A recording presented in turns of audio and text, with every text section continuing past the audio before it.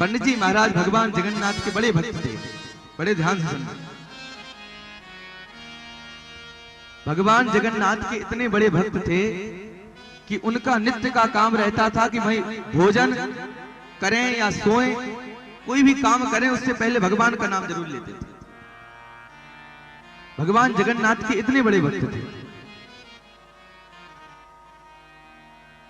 एक दिन की बात,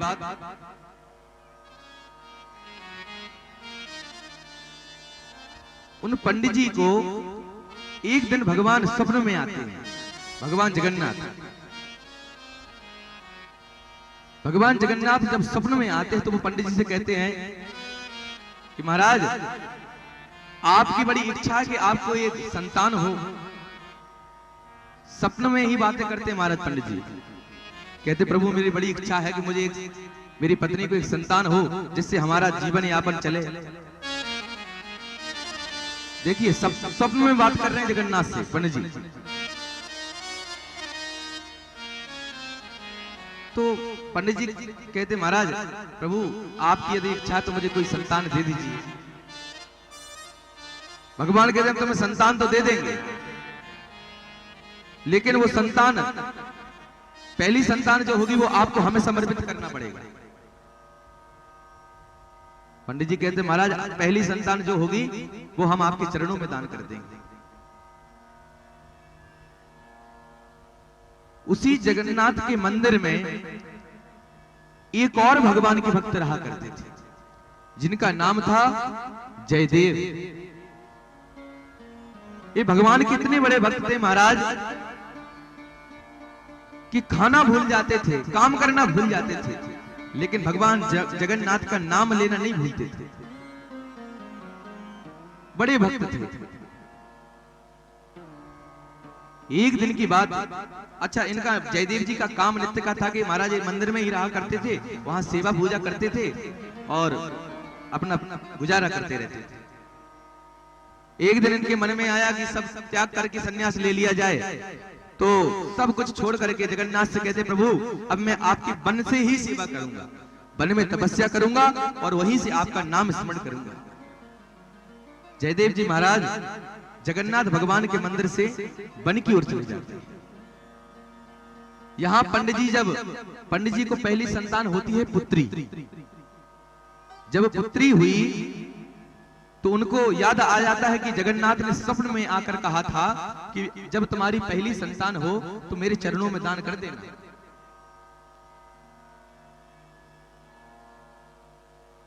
तो पंडित जी यही करते हैं।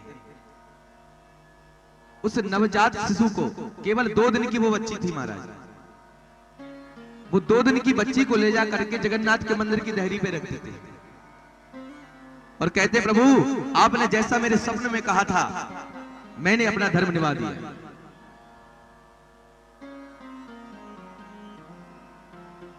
अब महाराज उस छोटी सी बच्ची को जब रख के पंडित जी वापस गए तो रात का समय था, तो उस समय जो वहां के मंदिर के पुजारी रहा करते थे वो भी नहीं थे उस समय, तो वो पूरी रात बच्ची वहीं पर रोती रही। तो भगवान जगन्नाथ को दया आ गई, तो उस रात वो तो जाके पंडित जी वहां अपना सो गए। तो भगवान पुनः उनके स्वप्न में जाते हैं और स्वप्न में जाकर के कहते हैं पंडित जी आपकी जो पुत्री है ना वो अभी बहुत छोटी है, जब ये बड़ी हो जाएगी तो तब आप हमारे पास छोड़ जाना। जब पंडित जी महाराज के स्वप्न में दोबारा भगवान आए तो सोचते कि पहले भी भगवान के कहने पे छोड़ा था, भगवान ने दोबारा स्वप्न दिया है तो वापस उठा लाते हैं। दोबारा जाते हैं महाराज और उस छोटी सी बच्ची को लेकर अपने घर पे वापस आ जाते हैं, उसका पालन पोषण करते हैं। जब वह बड़ी होती है तो पंडित जी को भगवान की बात याद आ जाती है। पंडित जी सोचते हैं भगवान ने स्वप्न में कहा था कि जब आपकी कन्या बड़ी हो जाएगी तो उसके बाद छोड़ जाना। तो महाराज फिर पंडित जी महाराज क्या करते हैं, उनकी जो कन्या थी वो बड़ी हो गई है, विवाह की योग्य हो गई, तो उस कन्या को लेकर जाते हैं और भगवान जगन्नाथ के मंदिर में छोड़ देते हैं। अब महाराज भगवान जगन्नाथ के मंदिर में छोड़ तो दिया। पंडित जी महाराज जब पुनः वापस आ जाते हैं घर पे, पूरे दिन वह कन्या मंदिर में बैठी रहती, और जब रात्रि का समय होता तो सारे पंडित जी जो थे वो जगन्नाथ भगवान के वो सारे जा चुके थे। अब केवल अकेली भगवान जगन्नाथ और वो कन्या वहां पर बैठे। अंदर मंदिर में भगवान जगन्नाथ विराजमान हैं और बाहर देरी पे वो कन्या बैठी है, वो बालिका बैठी है। भगवान को लगता कि क्या किया जाए, तो भगवान ने फिर पुनः स्वप्न दिया पंडित जी, और इस बार स्वप्न में कहा कि महाराज हमने आपको स्वप्न में कहा था कि जब कन्या बड़ी हो जाएगी तो हमारे पास छोड़ जाना, लेकिन बोले यहां करेगी क्या? तो बोले तुम एक काम करना, अपनी कन्या को लेकर जाओ और सीधे वन की ओर जाओ। वन में तुम जब जाओगे तो वहां जयदेव नाम के एक संत मिलेंगे, और जाकर के अपनी कन्या का विवाह जयदेव जी के साथ कर देंगे। महाराज जैसे ही अब स्वप्न आया है, शुरू से ही स्वप्न के ही मानते आ रहे हैं, तो पंडित जी महाराज क्या करते हैं कि पुनः मंदिर जाते हैं।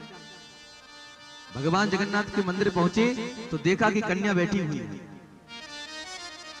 कन्या का हाथ पकड़ते हैं, हाथ पकड़ करके ले जाते हैं वन में, और वहां जाकर देखते हैं महाराज कि जयदेव जी भगवान का भजन कर रहे हैं, भगवान जगन्नाथ का भजन कर रहे हैं।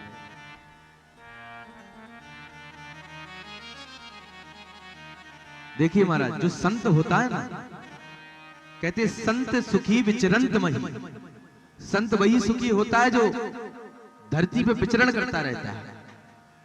यदि संत एक जगह रुक जाए महाराज तो उसको कई प्रकार के क्लेश आ जाते हैं। असली संत जो होता है वो विचरण करता रहता है। क्यों? क्योंकि वह दुनिया से विरक्त होता है।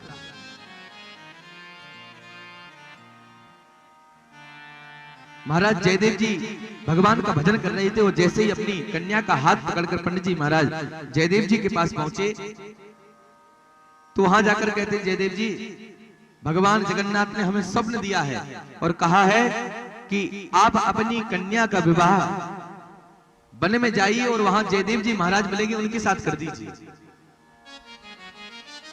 जयदेव जी कहते हैं, पंडित जी हम तो संत हैं, भगवान ने आपको स्वप्न दिया है तो वो भगवान की बात, हमें तो स्वप्न दिया नहीं। हम कैसे माने कि महाराज आपको भगवान ने स्वप्न दिया है, स्वप्न में कहा है भगवान जगन्नाथ ने कि अपनी कन्या के विवाह जयदेव जी से करो, हम कैसे माने?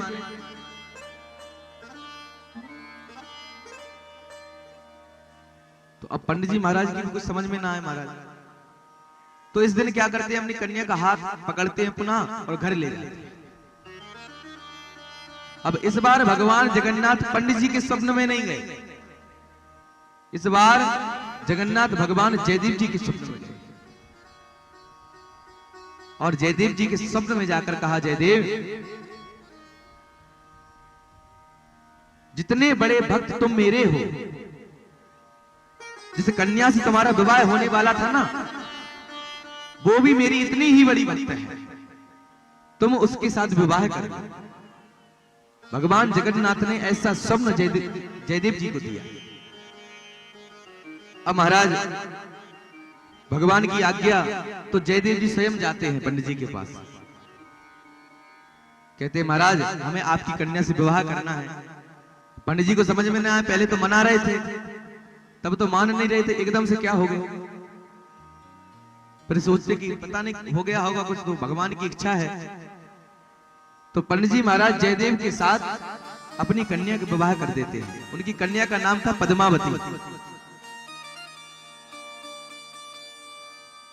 जब विवाह हुआ, विवाह के बाद दोनों पति पत्नी भगवान जगन्नाथ की बड़ी सेवा करते हैं। दोनों मिलजुल कर भगवान को पुष्प आदि तोड़कर लाते, मिलजुल कर के भगवान को भोग लगाते।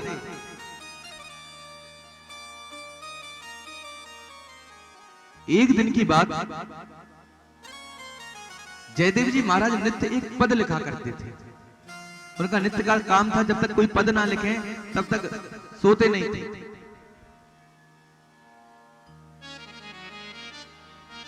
तो महाराज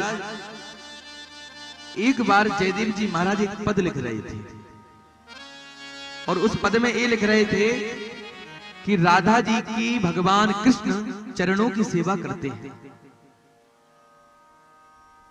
राधा जी के चरणों को सिर पे रखते हैं भगवान। जब ये पद लिख रहे थे तो उनके मन में कई प्रकार के भाव आने लगे। अब जो राधा जी है वो तो भगवान की प्रेमी है,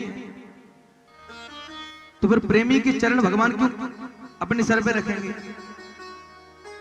तो जब पद लिख रहे थे तो मन में भ्रांति आने लगती तो पद छोड़ देते। अब महाराज उनकी पत्नी पद्मावती आती है, वो आकर कहती है स्वामी जब तक आप पद तो नहीं लिख रहे हैं, जब तक एक काम कीजिए भोजन कर लीजिए।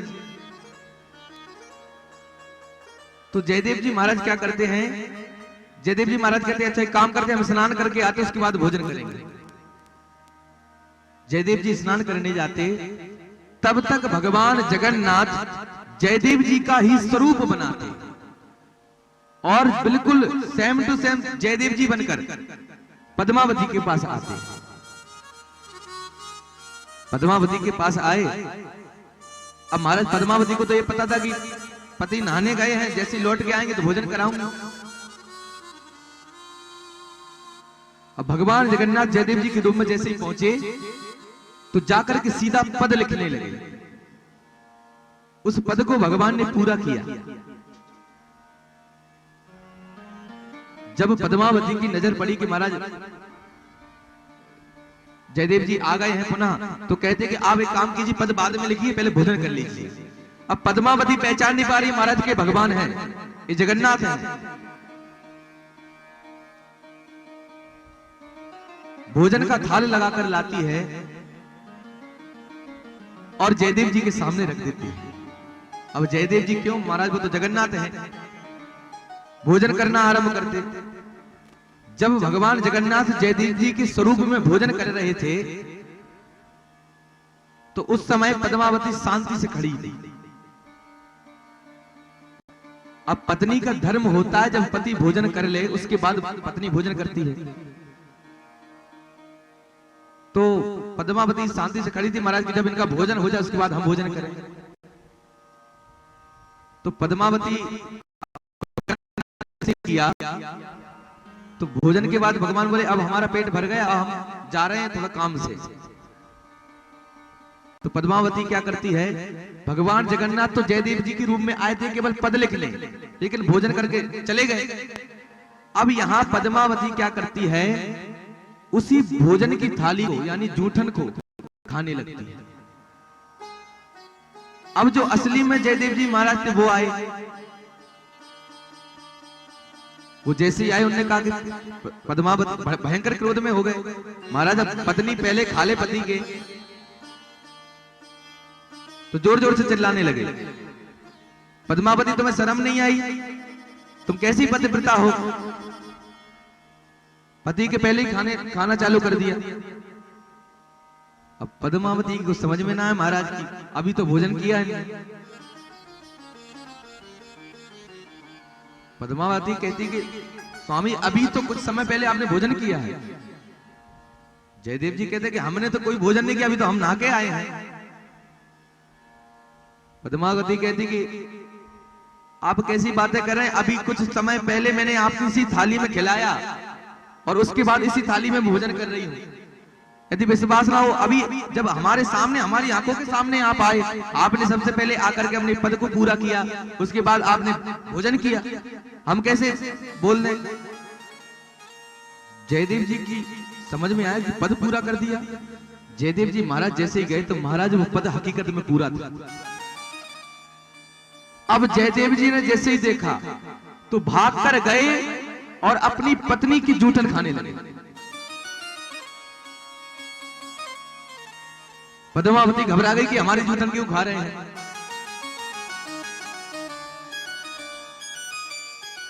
पद्मावती कहती अरे स्वामी आप एक काम कीजिए, आपको मैं अलग परोसे दे रही हूँ, यदि भूख ज्यादा लगी है आप इस थाली में ना खाइए, मेरी जूठन है। जयदेव जी कहते पद्मावती तुम भगवान की इतनी बड़ी भक्त हो, मैं तो ये समझता था कि मैं ही भक्त हूं, भगवान ने मुझे प्रत्यक्ष दर्शन नहीं दिए, लेकिन तुम इतनी बड़ी भक्त हो कि भगवान तुम्हें दर्शन देकर चले गए। अब पद्मावती को भी समझ में ना आया महाराज। पद्मावती कहे कि हमें कब दिए भगवान ने दर्शन। जयदेव जी कहते हैं कि अभी कुछ समय पहले जो जयदेव आए थे वो जयदेव नहीं थे, वो साक्षात भगवान जगन्नाथ थे। अब यहां क्या होता है महाराज, जयदेव जी के मन में थोड़ी लीनता आ जाती है कि मैं ये समझता था कि मैं भगवान जगन्नाथ का बड़ा भक्त हूं, लेकिन भगवान ने मुझे दर्शन तक नहीं दिया। मेरी पत्नी बड़ी धर्मात्मा है, पत्नी बड़ी भगवान की भक्त है, पत्नी को दर्शन दे दिया। अब जयदेव जी महाराज क्या करते कि धीरे धीरे भजन करना कम कर देते। अब उनको ऐसा लगा कि मैंने इतना भजन किया जीवन भर, मुझे तो भगवान ने दर्शन दिए नहीं, मेरी पत्नी को दर्शन दे दिए।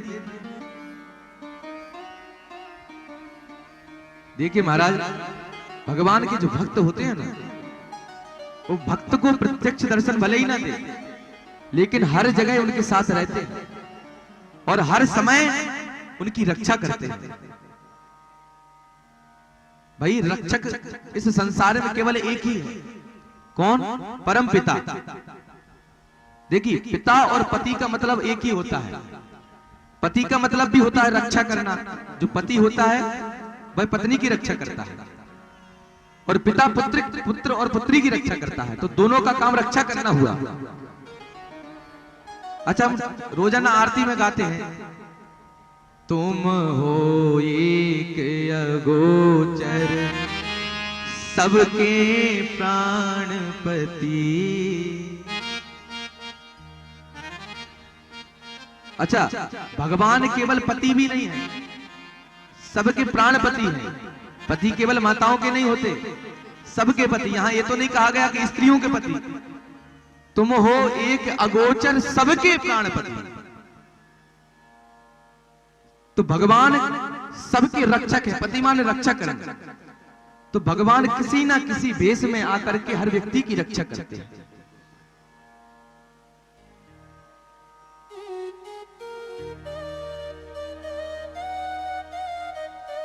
अब जगन्नाथ भगवान ने जब जयदेव जी को दर्शन ना दिया तो उनके मन में बड़ी गिलानी आ गई कि महाराज ये तो संसार के जगत पालनहार हैं, शायद मेरी भक्ति में कोई कमी रही होगी, इसलिए भगवान ने मुझे दर्शन ना दिया। फिर सोचते कि महाराज मैंने भक्ति में कोई कमी की ही नहीं, मैं तो हमेशा भगवान जगन्नाथ का भजन करता था। अब उनके मन में जब गिलानियां आने लगती कि भगवान मेरी सहायता नहीं करते, भगवान मेरे साथ नहीं है। देखिए महाराज, जो भगवान का भक्त होता है तो भक्त को भले ही लगे कि भगवान साथ नहीं है, लेकिन भक्त के साथ हमेशा भगवान रहते हैं। तो यहां जयदेव जी क्या करते हैं, एक दिन अपने एक शिष्य के पास जाते हैं। उस शिष्य के पास जब पहुंचे तो वो शिष्य बोला, गुरुजी आज आप घर पे आए तो भोजन इत्यादि कर लीजिए। जयदेव जी कहते भोजन तो हम करके आए हैं। अब शिष्य, भाई शिष्य की बात अब गुरु कैसे ना माने, तो शिष्य बोला कि गुरुजी कुछ तो खाना पड़ेगा। तो जयदेव जी कहते अच्छा एक काम करो, थोड़ा बहुत ले आओ तो पा लेंगे। तो वो शिष्य भोजन लाता है जयदेव जी के पास। तो महाराज जयदेव जी अभी तक भगवान का भोग लगाते थे, अब मन में ऐसी गिलानियां आने लगी हैं कि भगवान का भोग भी नहीं लगाया। देखिए कई बार हमारे जीवन में ऐसा होता है, भगवान की भक्ति करते हैं लेकिन कई बार भक्ति से भी मन हट जाता है, ऐसा लगता है कि भगवान कुछ कर ही नहीं रहे।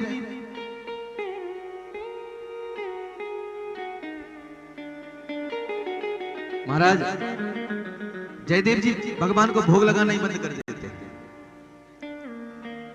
अब जब भोजन करते हैं, भोजन करने के बाद में उनका शिष्य उनको दक्षिणा देता है, और दक्षिणा थोड़ी बहुत नहीं दी महाराज, बहुत सारी दक्षिणा दी, धन इत्यादि दिया। तो जयदेव जी महाराज उस पूरे धन को एक पोटली में बांधते हैं और अपने कंधे पे टांग लेते हैं और अपने शिष्य के घर से अपने घर जाने लगते हैं। जब वन के मार्ग से जा रहे थे तो वहां पर 4 चोर रहा करते थे और ऐसे वैसे चोर नहीं थे, बड़े खतरनाक चोर थे। जयदेव जी को जैसे ही जाते देखा तो उन्होंने सोचा कि इस बाबा के पास कुछ ना कुछ तो होगा कोटली में, बाबाओं के पास बड़ा धन होता है। तो चोरों ने सोचा कि कुछ तो किया जाए। तो एक चोर बोला एक काम करते हैं, करना क्या है, अकेला व्यक्ति है, चलो चारों चलते हैं और लूट कर ले आते हैं। तो महाराज चारों चोर जाते हैं, जयदेव जी के पास पहुंचे। जयदेव जी के पास जैसे पहुंचे तो चारों चोरों में से 3 चोर जयदेव जी को पकड़ लेते हैं और उनमें से एक चोर क्या करता है, जयदेव जी की जो पोटली थी वो छीन लेता है। अब जयदेव जी भगवान का नाम भी नहीं ले रहे कि भगवान आके बचा ले। ऐसी मन में गिलानियां आ गई हैं कि भगवान क्या बचाएंगे हमें।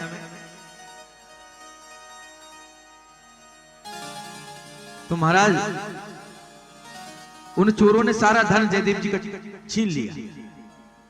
अब उनमें से एक चोर कहता है, देखो ये जो बाबा जी है ना, इनको सारे लोग जानते हैं और यदि इन्होंने राजा से कह दिया तो हमारी ठिकाना नहीं है, इसलिए एक काम करो, इनको मार दो। तो दूसरा चोर कहता कि संत है, मारना ठीक नहीं रहेगा। तो उनमें तीसरा कहता कि यदि इनको नहीं मारा गया तो फिर हम नहीं बचेंगे।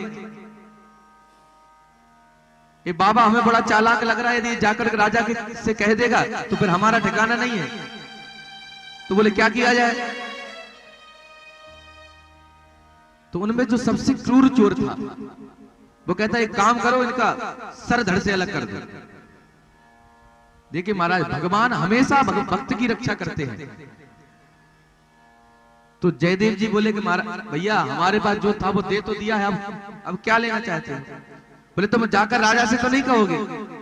जयदेव जी कहते हमें क्या करना, हम थोड़ा जो हमारा तो धन था नहीं, हमें तो शिष्य ने दिया था। उनमें एक चोर बोला कि महाराज बाबा की बातों में मत आना, ये बचने का वो रास्ता ढूंढ रहा है।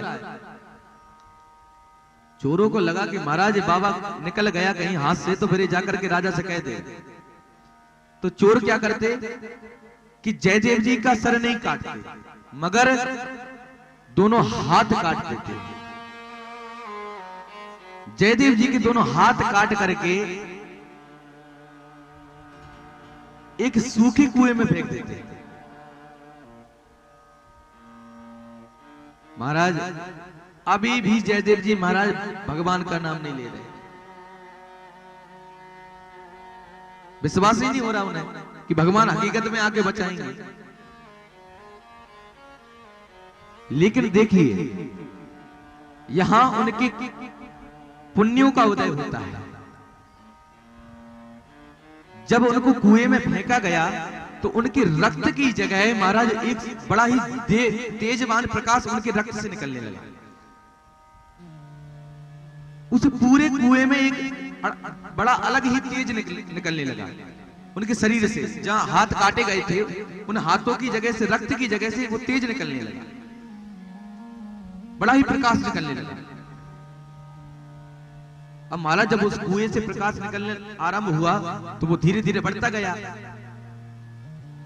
रात का समय हुआ तो वो प्रकाश ऐसे लगे मानो महाराज उस कुएं में सूर्यदेव बैठे थे, इतना प्रकाश उनके रक्त का।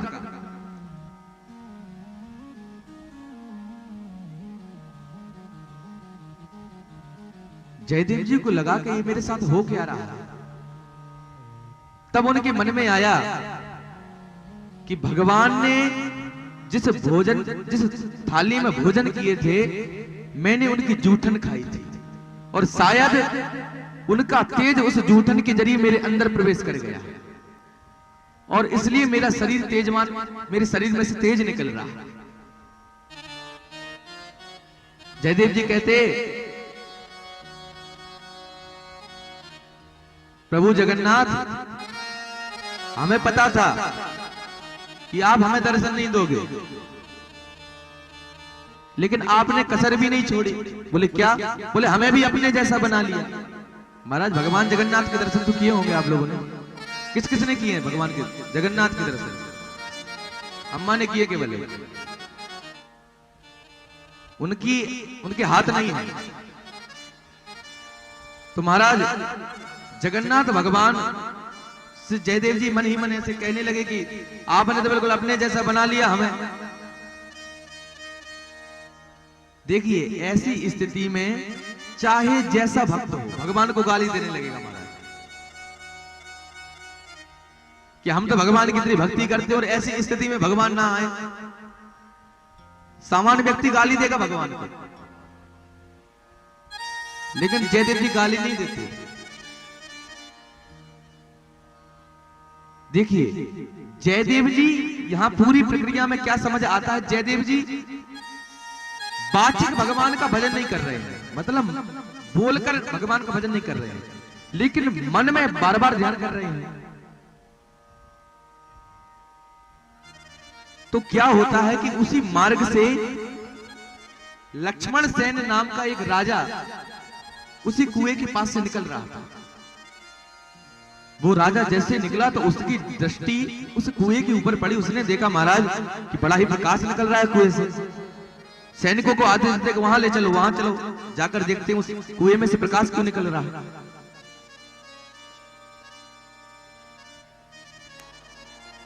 जयदेव जी महाराज के पास जैसे ही राजा पहुंचे, जाकर देखते हैं कि उस कुएं में जहां जहां जयदेव जी का रक्त डला हुआ था, उस रक्त से प्रकाश निकल रहा था। तो राजा को लगा कि ये कोई सामान्य संत नहीं है, ये शायद भगवान के बड़े भक्त हैं। राजा सैनिकों को आदेश देते कि तुम एक काम करो, ये संत देवताओं को कुएं से बाहर निकालो। तो महाराज सैनिक रस्सियां डालते और जयदेव जी को कुएं से बाहर निकालते। जैसे कुएं से जयदेव जी को बाहर निकाला, राजा की दृष्टि उनके हाथों पे पड़ी। तो राजा को बड़ा बुरा लगा कि महाराज पता नहीं किसने इनके हाथ काट दिए हैं। तो राजा पूछने लगा, महाराज आपके हाथ किसने काट दिए? तो जयदेव जी महाराज कहते कि मेरे हाथ काटने वाला है कौन? किसी में इतनी हिम्मत ही नहीं जो मेरे हाथ काट सके। बोले फिर? बोले वो तो भगवान जगन्नाथ की इच्छा रही होगी कि मेरे हाथ कटवा दिए।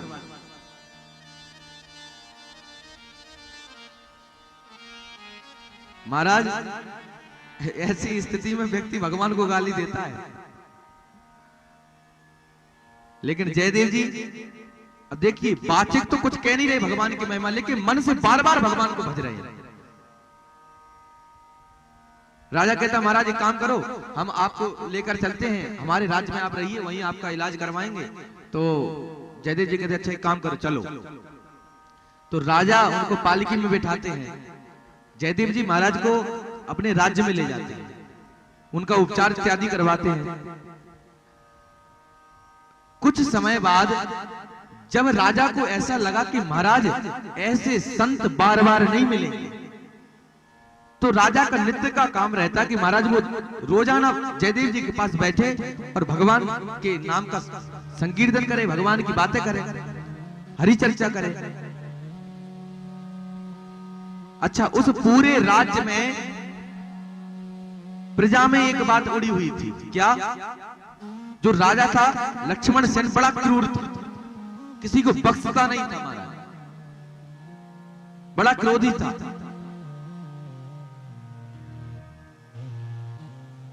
राजा बोला जयदेव जी हमें आप बड़े संत लगते हैं, एक बात बताइए,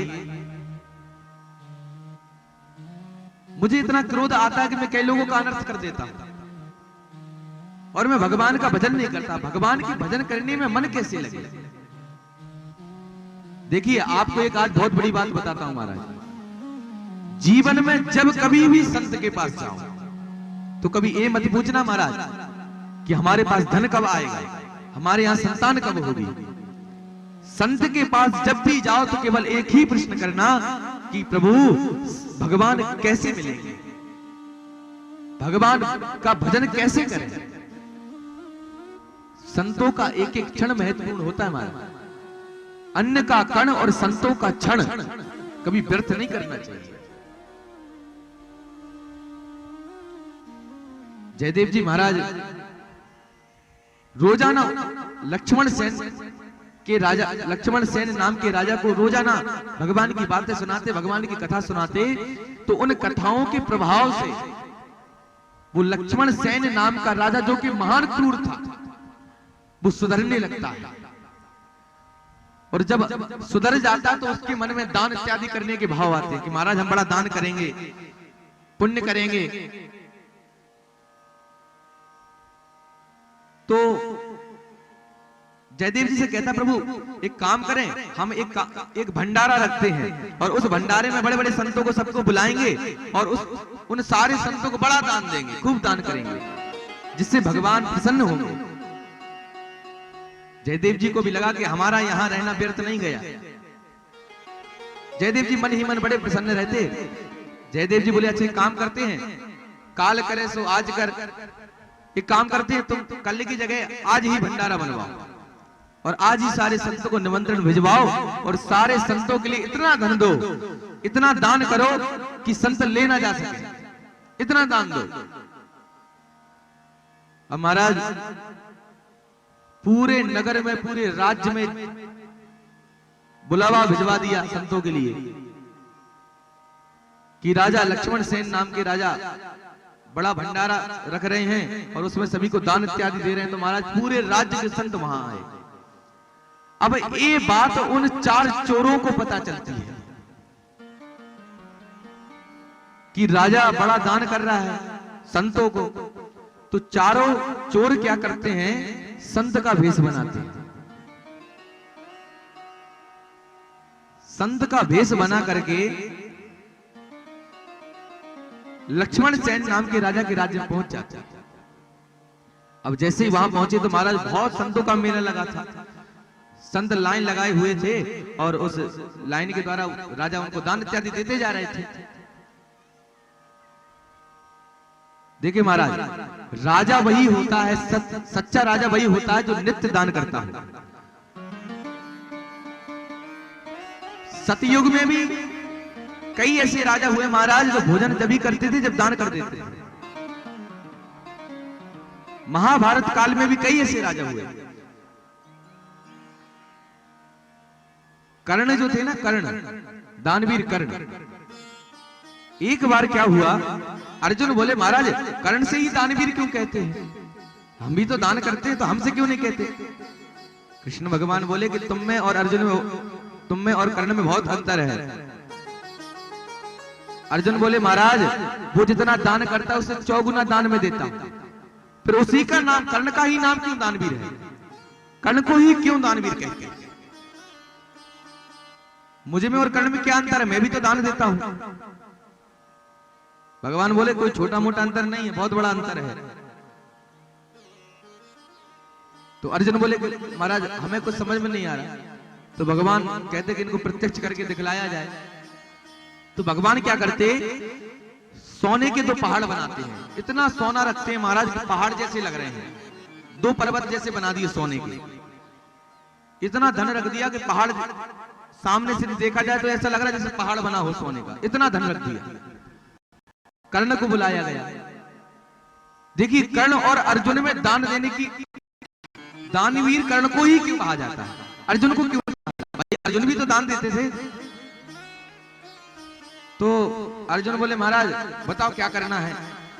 भगवान कृष्ण बोले एक काम करो, हमने बुलावा भिजवा दिया है प्रजा में, सारी प्रजा आने वाली है, तुम ये जो पहाड़ दिख रहा है ना तुम्हें सोने का, इसका तुम्हें दान करना है। अर्जुन बोले ठीक है महाराज दान करेंगे।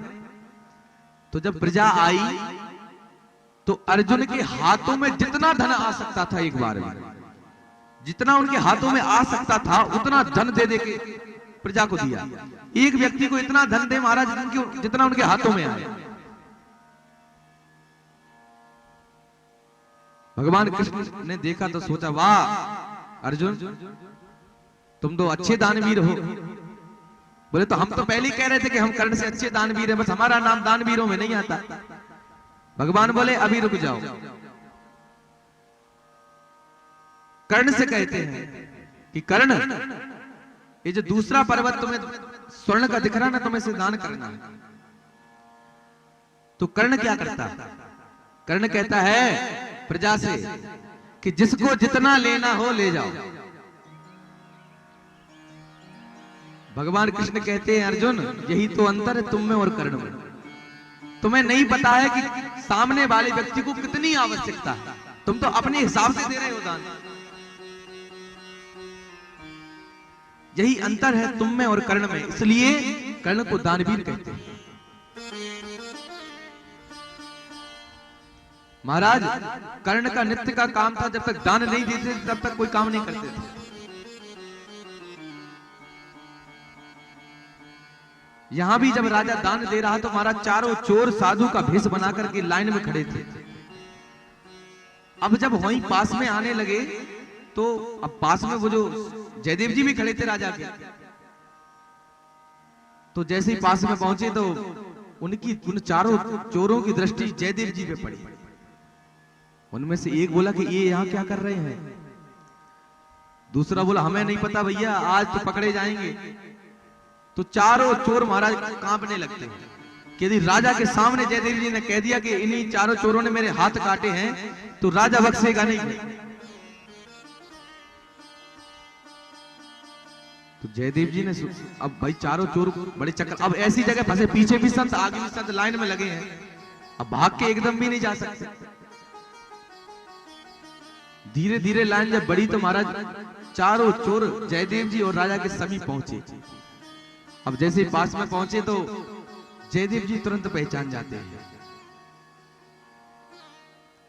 जयदेव जी राजा से कहते हैं, अरे राजन, ये जो चार संत दिख रहे हैं ना, बहुत बड़े संत हैं। ऐसे संत तुमको देखने को नहीं मिलेंगे, इनको 4 गुना ज्यादा धन दो।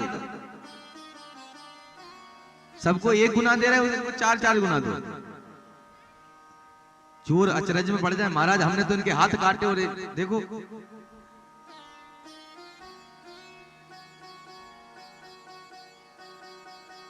चोर जब धन लेते हैं तो एकदम से भागते हैं।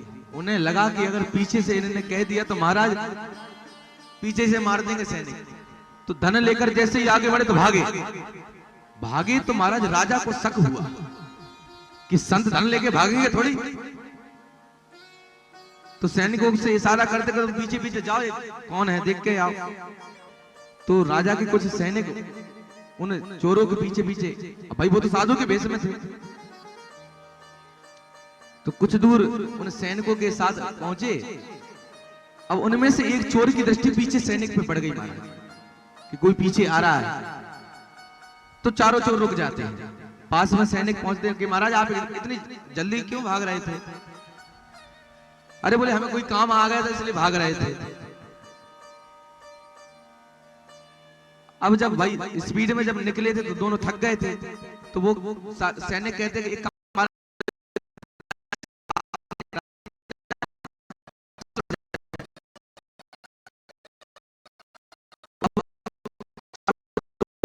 सैनिक वहां पे बैठे। तो चोर सैनिकों के मन में प्रश्न आता कि महाराज जयदेव जी ने कहा था कि इन संतों को 4 गुना दान दो, मतलब जयदेव जी महाराज पहले से जानते थे इन्हें। तो वो सैनिक कहते कि अच्छा एक बात बताइए महाराज जी कि आपको जयदेव जी महाराज कैसे जानते हैं, आपका कभी मिलना हुआ है क्या? बोले हाँ बोले मिलते रहते हैं। बोले अच्छा।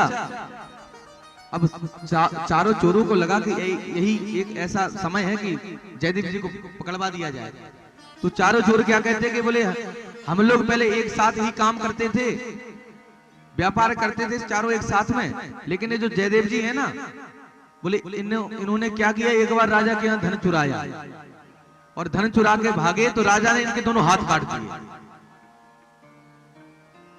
तब से हम इनको जानते हैं। महाराज सैनिकों को लगा कि कुछ तो गड़बड़ है।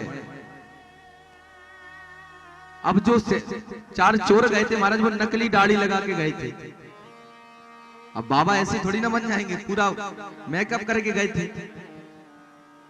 तो उनमें से एक चोर की दाढ़ी खुल जाती है, सैनिक की नजर पड़ती है तो तुरंत और सैनिकों को बुला लेते हैं और चारों चोरों को पकड़ लेते हैं। पकड़ करके दोबारा वापस राजा के पास ले जाते हैं। राजा के पास जैसे ले जाए, राजा कहते हैं इनको पकड़ के क्यों लाए हो? तो सैनिक बोले महाराज ऐसी ऐसी बात ये कह रहे थे कि किसी राजा ने जयदेव जी के दोनों हाथ काट दिए थे। तो जयदेव जी तो इतने बड़े संत है, कोई राजा उनके हाथ क्यों काटेगा? हमारे मन में प्रश्न आया तो हमें लगा कुछ तो गड़बड़ है। हमने इनकी तरफ देखा तो एक इनमें से एक संत की दाढ़ी नकली थी, तो हम पहचान गए कि संत नहीं है, तो हम इनको पकड़ के लाए। जयदेव जी जैसे ही आते हैं, देखते कि राजा ने उन चारों चोरों को पकड़ रखा है। अब जैसे ही आए तो चारों चोरों की दृष्टि पड़ी कि महाराज जयदेव जी आ गए, अब नहीं बचने वाले। जहां राजा को जब सारी बात का पता चला तो तलवार निकाल लेते हैं कि ऐसे संत के तुमने हाथ काटे जिन संत की बातों के द्वारा मैं सुधर गया। और जैसे ही तलवार निकालकर उन चारों चोरों को मारने के लिए हुए तो जयदेव जी विनय करने लगते हैं, अरे उनको छोड़ दो, मत मारो, फिर उनमें और तुम में अंतर क्या रह जाएगा? तो महाराज जयदेव जी जैसे ही, अब भाई उनको रोकना था राजा को, तो जैसे ही रोकने के लिए हाथ जोड़ना चाहा, अब हाथ तो थे नहीं, तो उनने ऐसा प्रयास किया कि महाराज हाथ जोड़ के इनको रोकूं मैं। तो जैसे ही हाथ जोड़ने का प्रयास करते तो महाराज पुनः हाथ वापस आ जाते। भगवान जगन्नाथ ऐसी कृपा करते कि जैसे ही हाथ जोड़ने के लिए हाथ करते हैं तो दोनों हाथ वापस आ जाते हैं। जैसे ही चारों चोर और राजा देखते तो दंग रह जाते हैं।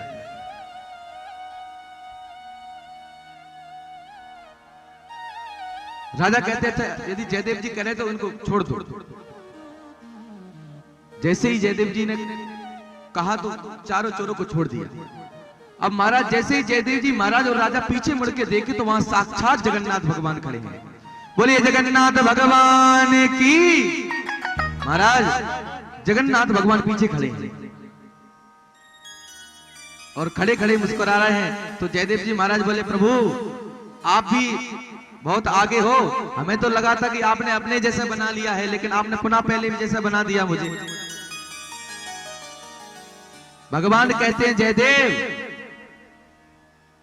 भक्त एक बार भगवान को छोड़ सकता है, लेकिन भगवान यदि एक बार भक्त को पकड़ लें तो छोड़ते नहीं है। यही होता है महाराज हमारे जीवन में। हम 4 दिन भगवान का भजन करते हैं